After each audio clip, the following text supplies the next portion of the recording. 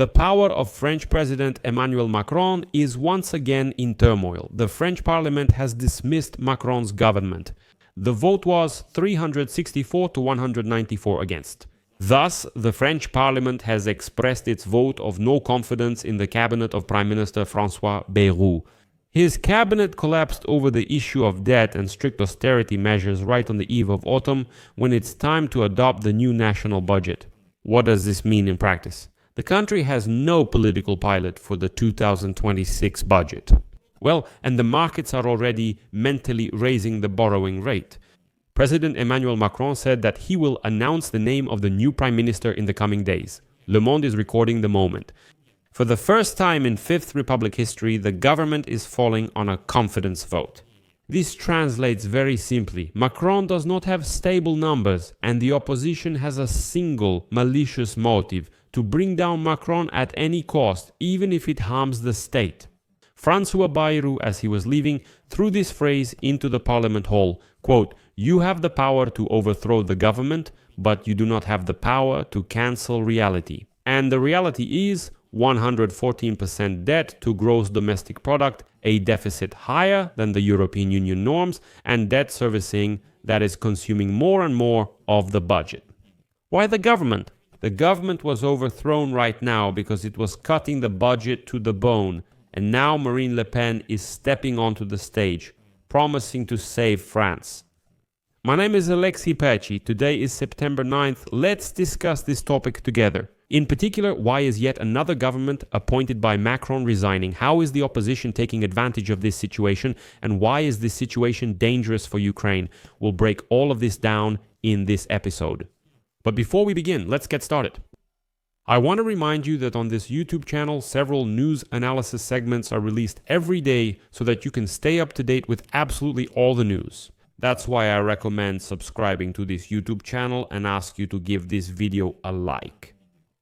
So the Financial Times, in its analysis, explains the essence of how exactly the Bayrou government cut the budget, which is why today a vote of no confidence was announced against it in the French Parliament.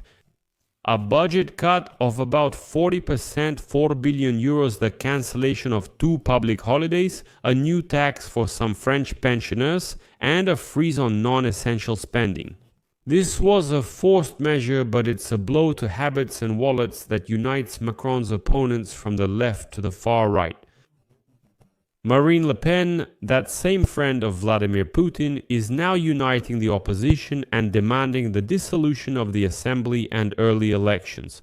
Jean-Luc Mélenchon is also celebrating the collapse of the government and the austerity, shouting that under him no one would have to save on anything. But of course he doesn't say where he would get the money, he just says, "I definitely wouldn't allow us to save on our own budget."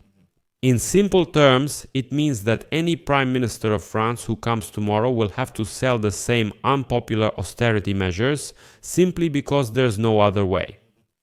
And that's the reality of France's budget. But the opposition just found a reason to remove yet another government appointed by Macron. If we speak in plain facts, they are as follows. France's debt is about 114% of the country's gross domestic product, and servicing the national debt is increasing.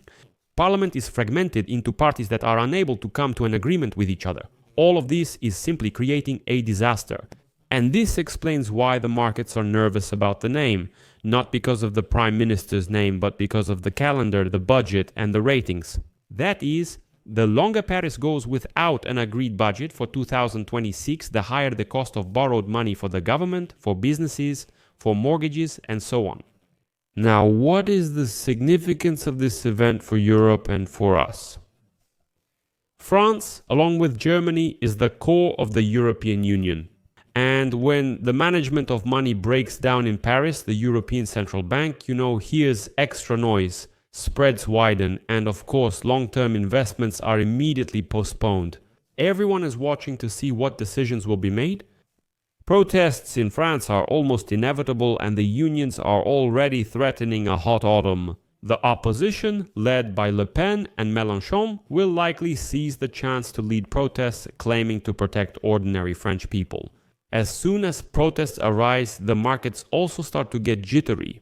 All investors begin to watch the situation very carefully. For Ukraine, this is also a practical factor because any large defense check from the European Union where Paris is key will take longer to get through, and with more political bargaining. And here Putin's close friend Marine Le Pen could do us a great disservice. If she stirs up protests in France, the delivery of aid to Ukraine could slow down significantly. Since there will simply be no one in Paris to make decisions without a new government, there will be no one to sign that very check. Macron has two bad options here, really two options, and both are bad. The first is appointing a compromise prime minister as a kind of bridge to the socialists. This gives a chance to push through this mild austerity. That means cutting less immediately and spreading it over 2 years, but the core remains. They'll still need to save money. But maybe not now, but a little later. So, is this just an attempt to postpone the problem? It doesn't change the essence, but the socialists can use this to their advantage to gain more power. But this arrangement will reduce popularity on both the left and right. Neither side will fully accept Macron's compromise. He'll lose somewhere anyway. The second option is also bad, is tightening the belt. After all, cutting the budget so harshly, appointing a new government, and as a result, street pressure through protests. And then the markets label France as unstable, and any rating decision meets the country with higher interest rates. Well, and again, these are new problems for the economy. At the Élysée Palace, they say they will accept the resignation on Tuesday, September 9, and in the coming days will announce the name of the new prime minister. Well, so a week is now such a critical window. During this week, Macron needs to find a candidate who will gain support in the divided parliament. The main right-wingers, won't give a single vote to anyone because their goal is new elections. They're already urging people to protest in the streets, and we know how that goes in France. There's one more subtle detail not to overlook. The Financial Times reminds us that the root of the current weakness of the authorities is last year's parliamentary elections, which gave France a divided assembly, meaning a parliament without a working majority. So it's not Bayrou, who couldn't handle it. The system itself doesn't let anyone handle it without political deals, and deals cost money and time. And in this situation, any attempt to bring order to the finances turns into political self-sacrifice. The Bayrou government was right to cut the budget since saving money is necessary. The budget has major problems, and all the experts say the same thing. It doesn't matter who becomes prime minister tomorrow, anyone will have to cut the budget, anyone will have to do it. But, as you understand, when the budget is cut by the left, the right is against it and tries to boost their ratings with empty promises, and vice versa. When the right cuts the budget, the left is against it and tries to score political points. So the conclusion is simple. A new prime minister's name in France won't change anything without answers to two questions. Where exactly will they cut tens of billions of euros and who will vote for it if there are no answers? In the coming week, France faces a very expensive autumn, nervous markets, and tough negotiations in Brussels over any budget. There, it's everything from defense to energy. For viewers outside France, this isn't just some local drama. It's the price of money in Europe this winter and the speed of decisions on Ukraine. If there's a collapse of power in France, that's very bad news for us. So I'll leave it at that for now. Share your opinions and conclusions in the comments below this episode. Subscribe to the channel, hit the bell, and don't forget to like. That's all for now. Take care. Goodbye, everyone.